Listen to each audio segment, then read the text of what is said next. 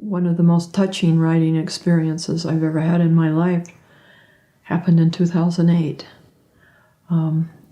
In 2007, my niece, Kathy Blacker, in Brigham City, was dying of cancer in her 50s. I went to visit her, and there was a plaque up above her bed with 3 verses written by Gordon B. Hinckley. "What is this thing that men call death?"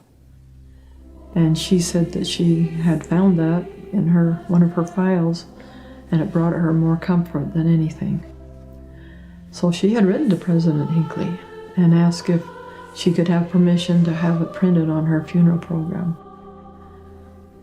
And he had written not only his permission, but such an encouraging letter to her. It meant so much to her. She said, "But it needs music. Would you write to him now and see if you could set it to music?" I was hesitant. I wasn't accustomed to writing to the prophet. But she asked me to, and it meant a lot to her, so I did. And I thanked him for what he had done for my niece and asked if I might give it a musical setting. He said that would be fine. And I said, "We publish little volumes of hymns. Would we be able to use it in there?" And he said, "Well, send it to me when it's done." And so I brought the poem home. I set it on my piano and was almost too in awe of writing with the prophet to start. And one day I felt like I knew how it should go, and I wrote the hymn. And I sent it in to him quickly and sent my niece a copy because she was very near death. And her mother played it for her, and she enjoyed hearing it.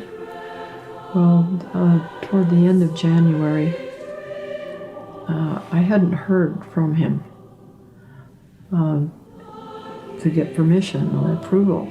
My niece died in January, and then only about 10 days later, I received a call from my daughter saying President Hinckley had passed away. I felt such a personal loss for me, for the whole church, and yet I also felt sad that I didn't get permission to publish it. He passed away on a Sunday evening, and when my son went out to get the mail on Monday, he came in and said, "Is this the letter you've been waiting for from the office of the First Presidency?"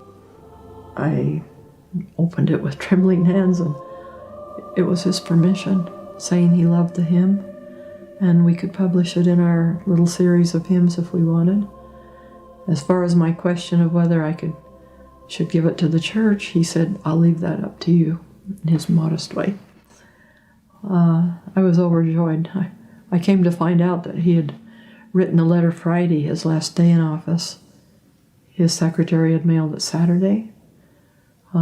He passed away Sunday, and I got the letter Monday.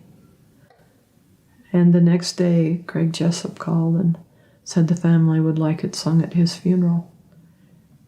I was so full of joy just to think that my little hymn, a few bars of music, could be part of a tribute to such a great man. I watched on TV. I wasn't there, but when I heard my tabernacle friends singing it so slowly and beautifully, it was one of the highlights of my musical life.